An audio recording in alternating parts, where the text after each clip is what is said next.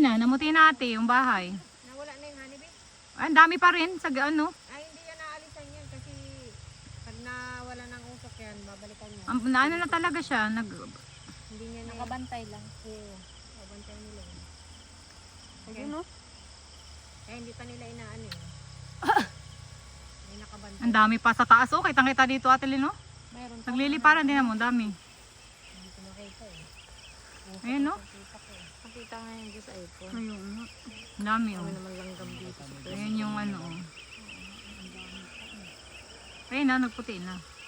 Tingin ta? Kukunti na lang. Ayun, ang dami oh, nagliliparan. Nakakita na ni Billy. Gagi kala ko yung... Ay, ito na yung bio. Ay, ito yung bio. Pero yung dami lang. Ayun na oh, yung honey. Kita ni honey. Ayun. Kita na.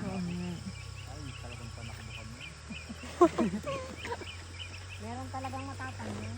Ang daming watcher oh. Pero naka-ready na yan. Kahit malayo ka, Wala na usok. Di na tinatama. hindi ano nila yan. Nilibigil nila ng usok. Focus kayo guys. Focus. Wala na. Itirahin tayo patalikod niyan. Walang signal.